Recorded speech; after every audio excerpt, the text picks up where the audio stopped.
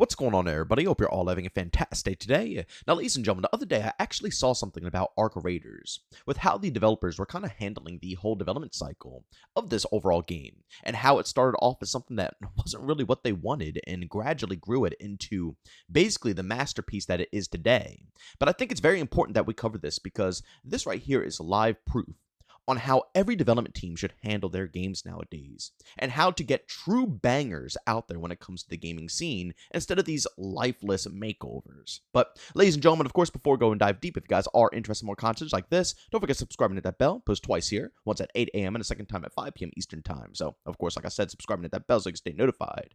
And last but not least, I do stream Monday through Saturday over on Twitch. And we got a lot of stuff to go ahead and stream this week, guys. Don't forget, Battlefield 6 is dropping on Friday. So, if you guys want to keep up to date with any of my live streams, find a link to that channel down in the description of this video. Alright, so ladies and gentlemen, before we go ahead and dive on deep to the main topic, I do want to showcase to you guys something I saw by Rooster Scrappy over on Twitter. Showcasing the actual launch times for Arc Raider, as you can see right here, breaking. Exact times for Arc Raider's full launch has been revealed. October 30th, 10 a.m. CDT, 11 a.m. EDT, 3 p.m. UTC, 4 p.m. CET, and 5 p.m. EET. I gotta be real with you guys, I'm kind of curious why a lot of games are dropping at this time right now. For me personally, I'm Eastern Time, so it's 11 a.m. for me personally.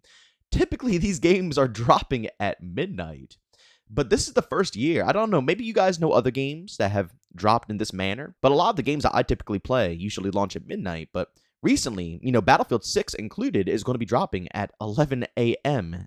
EDT. I mean, I don't know. Maybe it's because, the devs could actually be more awake. They could be prepped compared to a midnight launch where it's extremely late. They've probably been working all day long, and who knows what's going to happen at the launch. So, maybe they need to have hands on deck. So maybe that's why they have 11 a.m. so they can actually, be ready and hustle in case of, possible emergencies. But still, I just wanted to go ahead and showcase the times to you guys so you can see when you can actually log into the overall Arc Raiders experience. Alright, so ladies and gentlemen, with that being said, let's go ahead and hop into the main topic of today's video. This post is based off of an article by Ben Sledge, who went ahead and, did a little bit of an interview with the devs who work at Embark. And I actually found this post through Reddit, so I'm going to leave the, the links to both the stuff here, the Reddit post and also the link to the overall article, obviously. But basically, within this article, the developers were just talking about the process of putting together Arc Raiders and how it was just... It was a lot of ups and downs, but honestly, they didn't even really know exactly what they wanted to go ahead and put together. They just kind of started to, put pieces of the puzzle together until something finally connected for them, which is the end result that we see right here, right now, with Arc Raiders as an extraction shooter. But for those who don't know, when the game first launched and was first announced, it was a PvE game, ladies and gentlemen. There was no PvPvE. There was no other combat with other, individuals. It was you, probably whoever you were playing co-op with, against the Arc robots. And that is basically it. And again, they went through with the development for this game. They, tried to make it work. But they actually have some pretty interesting words about, how they handled the PvE experience and what they thought of it. As you can see right here, this is just a little segment of the overall article. But again, if you want to dive deep, you can, by all means, go ahead and do so. But it says right here, Soderlund, I believe is how you pronounce it, took a more pessimistic approach to the state of the game than Grondel, probably because he'd already spent 3 years working on the game. We loved every aspect of what we were trying to design, he says in an interview with Edge. But we came to the conclusion, after quite a long time, guys, this game is not fun. That's why Embark pivoted from a PvE game to a PvPvE extraction shooter. The shift was criticized heavily by fans at the time, which Soderlund says he understands. But he believed the decision would make sense if fans could have seen the older versions of the game. And he's not lying. I actually saw another post over on Reddit, which again, I'll leave a link to this down in the description of this video, showcasing the reaction of the overall community when they took the shift from PvE to PvPvE.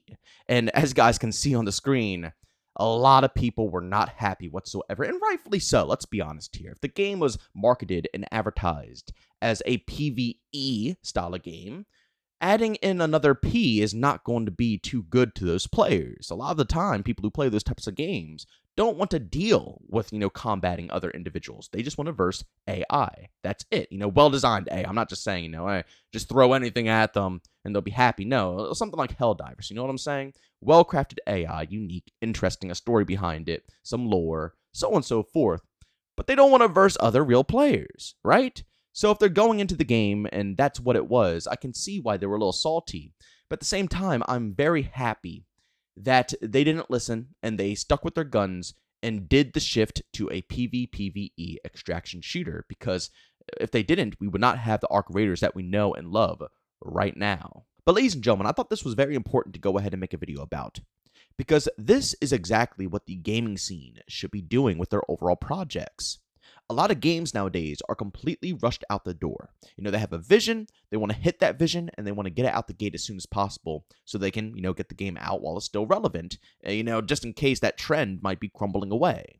Gaming turned into trend chasing. Let's just be real, that's what it's all about. Instead of making something that you genuinely think is a fantastic experience, people see what the fantastic experiences are at the current moment and try to hop on the bandwagon as soon as possible, which leads to a lot of half-assed projects that just have no true solid passion or feels behind it. You know what I'm saying?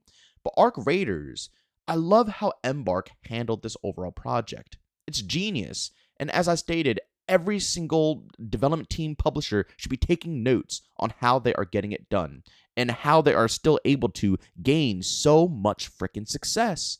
Even with all the negativity of people a little salty about PvE being stripped, they still have made an absolute banger, and people are religiously backing it up. Like, you cannot convince people to hate on Arc Raiders right now because they are that invested into the overall experience, and it's because the developers are happy with their product. You know what I'm saying? They were not happy with it at first. They didn't enjoy what they put together. And in the current gaming scene, that wouldn't matter. They would have to push it out the door. It's irrelevant. They could think it's the least fun game in the world, but if they have a window to hit and they're trying to, get this out as soon as possible, they're not going to care if it's not fun to them. They would have pushed the PvE game out, and, it is what it is. People play it, they play it. If they don't, they don't. It doesn't matter. But they didn't. They kept going back to the drawing board, testing out new things, rearranging things, until the formula is something that the developers were addicted to. And that is so crucial when it comes to games. If the devs aren't passionate about what they're making, the player base won't be passionate about it as well. It's going to feel lifeless. One of the biggest problems with Call of Duty nowadays is that every single game, they're not made by the same developers back in the day, who are building up the franchise like it was their baby, Back in COD 4, World at War, Black Ops 1, Modern Warfare 2, these guys, like, COD wasn't popular, Obviously, we, the community, made it popular, but the only reason we made it popular and we enjoyed it and we played it is because the devs loved it. That was their baby, that was their project, that was, like, their passion. And nowadays, let's be real, the majority of people who are working on COD are just there to maintain the franchise. Nothing wrong with that. I mean, the franchise has been going on for, 20 plus years? I mean, seriously, at this point, that's all you could really do. But it misses out on that passion and soul that we used to have back in the day. And it's so crucial because the players can feel it. People always call me crazy for saying this stuff, and they think I'm making it up out of thin air, but I'm not. Passion is very crucial in all art forms, not even just game design. All art forms. Passion is so utterly crucial. And if the players or the audience can't feel or tap into that passion, they won't feel as, I guess, deeply connected to the overall franchise. And I promise you, if Embark said, screw it, we just want to see if we can make a quick buck, and they released that PvE game, yeah, there would be some that would still enjoy it. Again, as you saw from all those, comments, there was a lot of people disappointed that it didn't stay PvE. But the developers would have not been happy with what they put together. Now they are. And you guys already saw everybody's reception to the game. I don't even think I've seen anybody that says it's, trash. There might be some people that don't care for third-person angles and, stuff like that. But down to the game itself, the atmosphere, the sound design, the whole vision of what the developers put together, I don't think I've seen anybody say it's, complete utter garbage. People, again, they see, feel, and read the passion from the developers.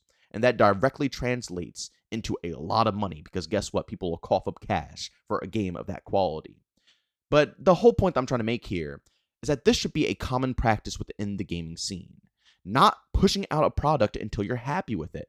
Battlefield 6, for example, they went ahead, went back to the drawing board, went back to all the OG, Battlefield games, and, really dug deep to see what makes Battlefield Battlefield. What's the best of the best? What's the worst of the worst? And they crammed it into one game. They also didn't care about, the game being leaked out. They had constant public play tests, allowing the community to, always be up in there, always playing it, always giving feedback. And they do this all the freaking time.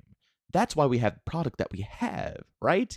They're not content until everything is perfect. Splitgate 2, they're getting a lot of crap right now, going back to beta and rearranging the game. But guys, isn't that what we want? Again, I understand. Maybe they shouldn't have dropped the game. Maybe they should have kept it in beta and kept working on. But the mentality is still the same. We want them to go. We don't want them to just say, oh, screw it, quick cash grab, let's get out of here. No, we want them to love and feel the passion in their game, and they do. But they feel like it could be even more deeper, in the roots of Splitgate. So they're going back, and they're rearranging things. They're working on it. You see, this practice needs to be common within gaming. We need to see more development teams picking this up. And we need to see more publishers laying off the freaking gas pedal to rush out games just to hit these timelines because they aren't paying off. Let the developers cook. Let them build stuff that they are proud of, that they're passionate about. And you will see a lot of banging games coming on out here. And that's exactly what's going on here. Like GTA, for example. People are going to get mad if it gets postponed again. Personally, I don't care. I genuinely don't. I know. We've been waiting forever. But that's what makes the GTA franchise special, right? They're not rushing out the game. They're not going to put that out the door until they are 1010% positive that they are happy with the product that they are releasing. That is something that needs to be normal within gaming, and Arc Raiders has absolutely nailed that. And although, some people might be a little sad that PvE is no longer the main vibe of the game, if the developers are happy, a lot of us are happy as well. And I'll be real, they did a phenomenal job at still incorporating heavy PvE play. It might be PvPvE, but compared to other extraction shooters, it's not always just shoot on sight. There's a lot of communication, a lot of teaming up when it comes to it. It almost feels like a PvE shooter with some extraction elements. So I'll be real, although they changed it around, Embark still absolutely nailed being able to mix, what they had before with what they have now. But, ladies and gentlemen, as always, if you enjoyed today's video, leave a like. If you hate it, leave a dislike. Don't forget to subscribe and hit that bell. Post twice here, once at 8 a.m. Eastern Time and a second time at 5 p.m. Eastern Time. All different types of variety. FPS games, third-person shooter games. Shoot, I even go ahead and discuss Skate. Maybe I'll discuss some racing games, GTA. I want to talk about Gears of War, E-Day. God, the list goes on. So, of course, if you guys want to stay up to date, subscribe and hit that bell. And last but not least, I do stream Monday through Saturday over on Twitch starting at 1 p.m. Eastern Time. If you guys are interested in any of that content, you can find a link to my Twitch channel down in the description of this video. But as always, thank you for tuning in, and I'll see you on the next one. Peace out.